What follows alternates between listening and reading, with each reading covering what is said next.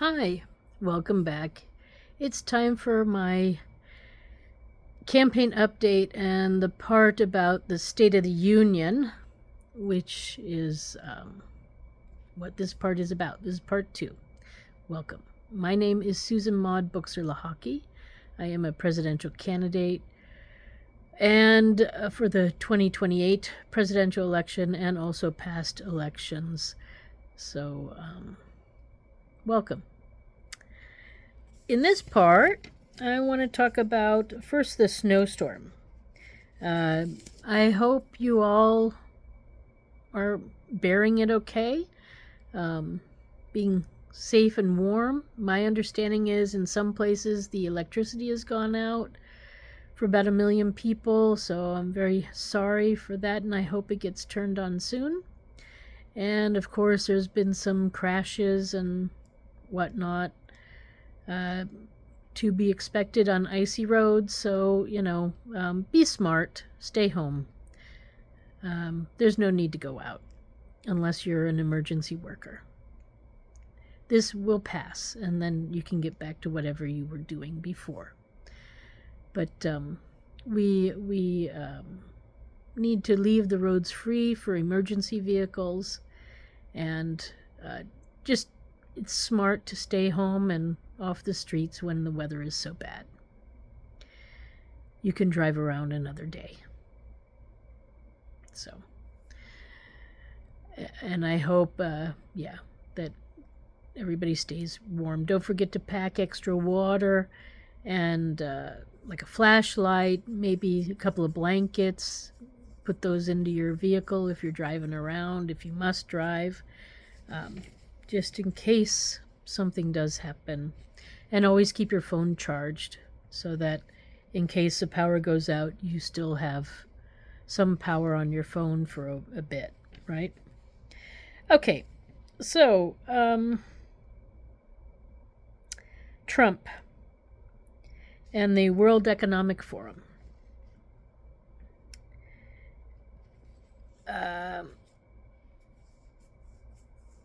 I think so.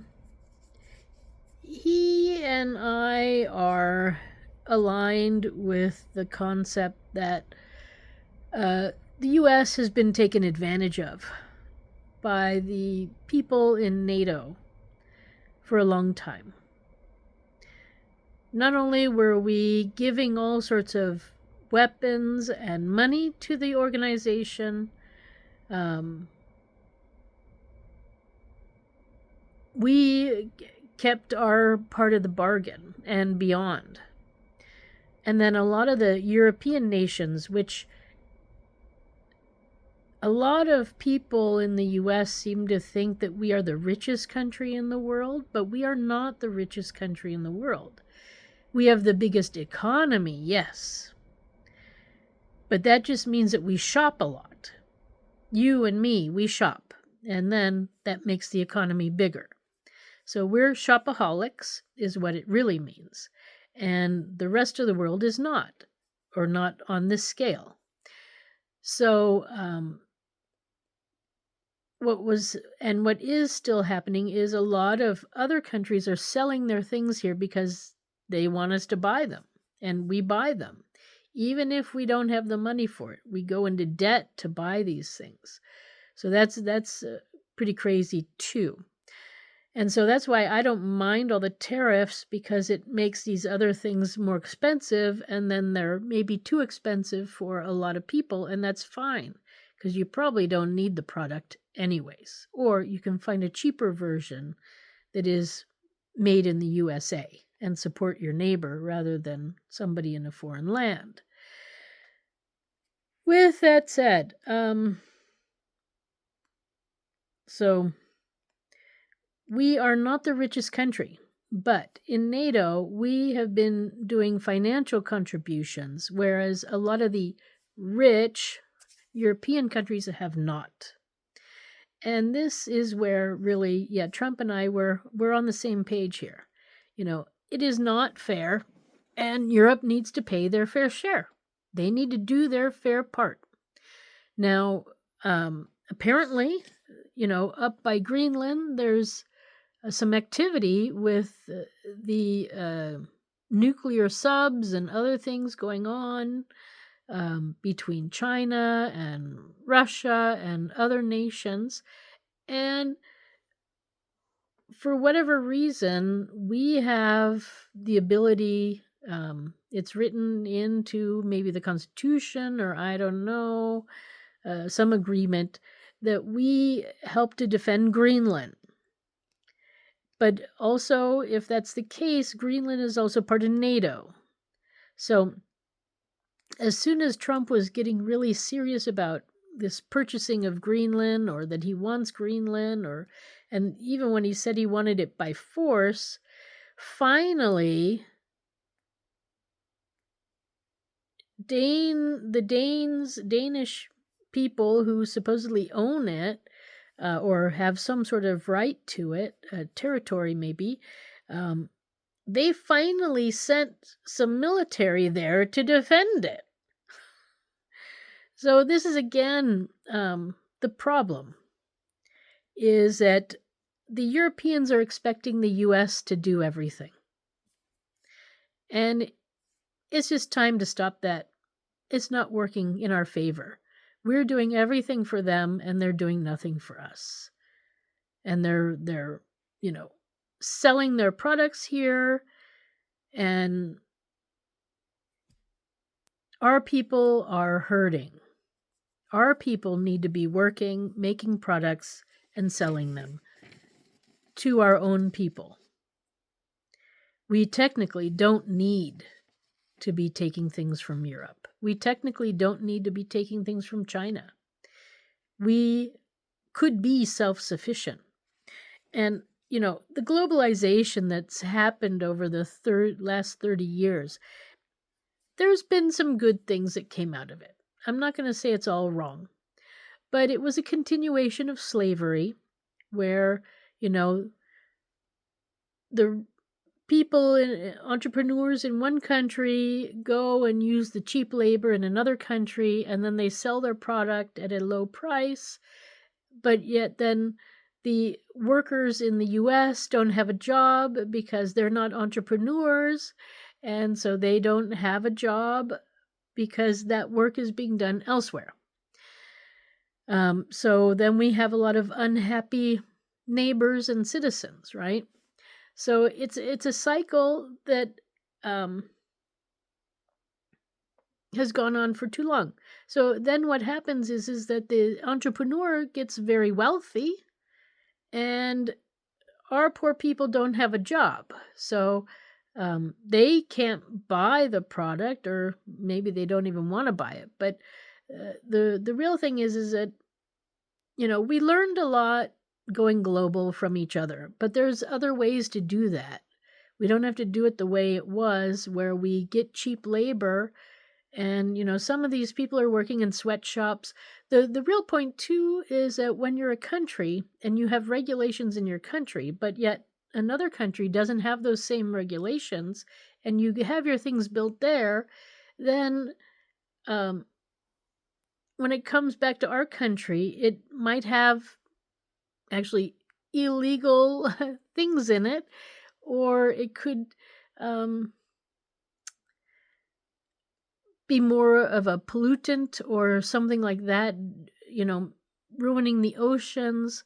And we have no control over what other countries allow.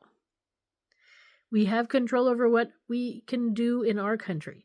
So if you want to know something is really organic, you gotta know it's coming from the USA, because you have no control over what organic means in another country. So, avocados or nuts or all sorts of things. So this is why globalization is no longer working, because of the regulations issues, and then also the cheap labor. So we took U.S. jobs and sent them abroad, and now our people are hurting. We got people, just getting into trouble because they don't have anything else. And I would much rather have my neighbors be happy and self-sufficient and doing a good job that they're proud of, rather than having them steal all sorts of things from all around us. Wouldn't it be nice if we could live in a country where we didn't have to put up gated neighborhoods, where the gates could come down, and then there's no fear because everybody has enough? Wouldn't that? It does happen in some places. It does happen. And it's happened in the past, and it could be happening now. But we don't have that.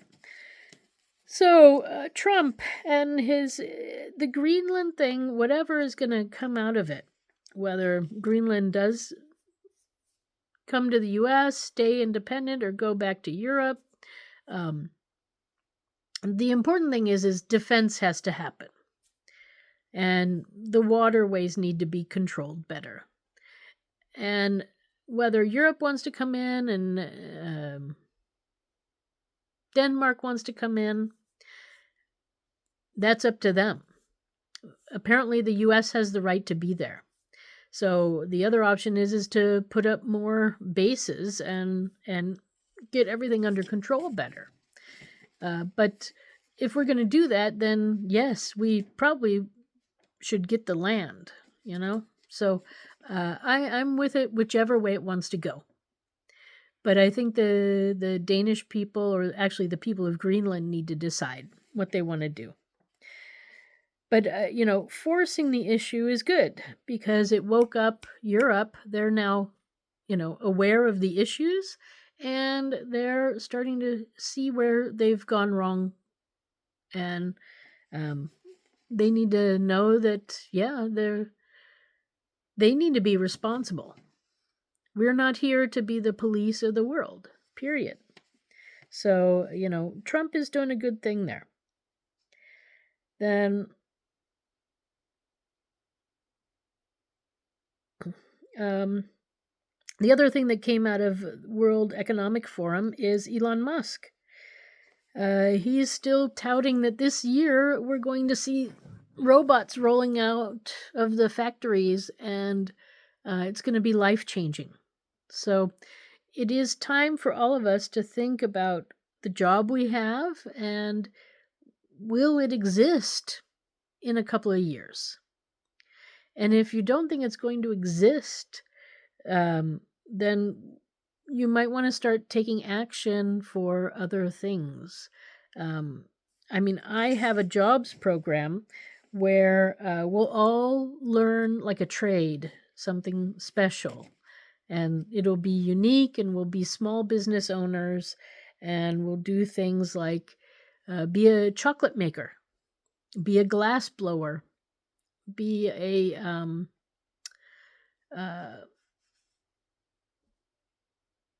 be a metal worker, or an artist, or be a like a seamstress or something.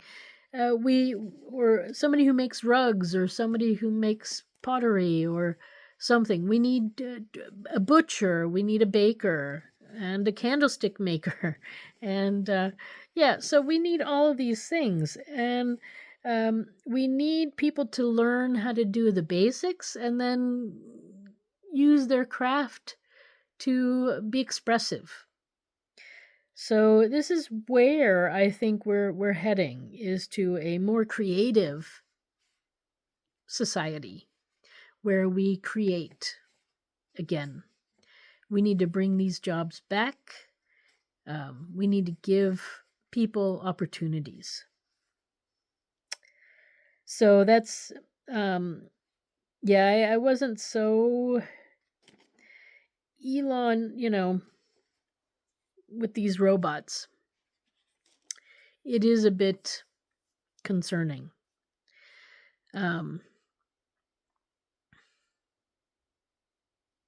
We don't want to end up the Terminators.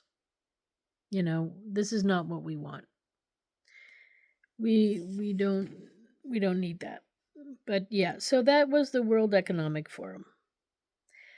Then I wanted to talk about the internship. So yeah, we need to start this now and really get people involved, learning a new skill. I mean, it could be like a hobby right now, and then let's see what happens with robots. I would prefer to see robots that assist us in doing our things, whether, if I have to lift a heavy anything, if I could just have like a robot arms that would make me stronger, that would be great. But I don't know if we're there yet. I mean, I guess we have forklifts, right? So is that what, for my needs, that already exists. So yeah. But anyways, and I talked about the winter storm. Right? Yes. So then Minnesota. Apparently there's been another death, and then there's been an injured ICE agent by some sort of angry mob, or a mob who helped somebody get away. And this is dangerous because you don't know. We don't know what is really happening. So I think you need to trust the government to do its job. I don't know where all this distrust came from. I mean, I do know where. It's the corruption. So as soon as we have elections that are not so corrupt, you'll start trusting your government. But I don't blame you. And I will say, when I lived in Switzerland, Switzerland is a country where people pretty much trust their government. The government tends to take care of their people, pretty good. I'm not going to say it's the best because I don't know. And there are certain areas, especially, there is a difference in Switzerland between if you're a male or a female, how they take care of you. So I have some issues with Switzerland, but they're much better than they are here in the U.S. about caring for their people. Here, however, I don't think there's a big difference between how men and women are treated by the government. Although maybe I'm wrong, but I think it can be certain areas maybe, but in general, I think it's fairly even or equal, that part. But I think in Minnesota, there might be something going on there, especially since you're a border state. I'm going to say you need to let the federal agents do their job. They were sent there for a reason, and it's top secret, and you don't know what it is. So if you're going to meddle in the middle, you're going to risk some things. And I don't want to say it, but you cannot stop them from doing their job. So Minnesotans need to, you can protest, but don't get in harm's way. We don't need more of these stories, and the people need to do their job. Again, no state is clean. So your elected officials in your state might also not be the ones who were really officially elected. That's how bad the corruption is. So just think about that for a second. Then lastly, there now might be a government shutdown ultimately. There's a risk of it because of the ICE agents in Minnesota. And some of the politicians, I'm going to say mostly Democrats, are contemplating that they're not going to sign the current bill, spending bill going around, because they don't want to fund the Department of Homeland Security, which is then the ICE police. So we might be faced with another government shutdown, which sadly doesn't hurt the right people. If it would stop the politicians from getting paychecks, that would be something, but it doesn't do that. So we need to rethink this whole concept of how these government shutdowns work. And then we need to look at who's wanting to not fund Department of Homeland Security. I mean, it's a newer organization, and I truthfully don't know if we really need it. So, I mean, I'm sort of on that side, but for a different reason. I just don't think we need so many levels of military. And this is just one more military level. So, but I'm not in office, so I don't get the details. I don't know what exactly is a possibility. Okay, so that is the State of the Union right now. I'm going to end here. This is the end of part 2, and my name is Susan Maud Buchser-Lochocki. I have a website, susan4usa.com. That's Susan the number 4 usa.com. And don't forget to like and subscribe to any page or channel that you find me on, so you always get the latest videos and information about what I'm thinking about. Okay, so anyways, part 3 is coming up. State of the World will be next. Thanks for stopping by. Bye for now.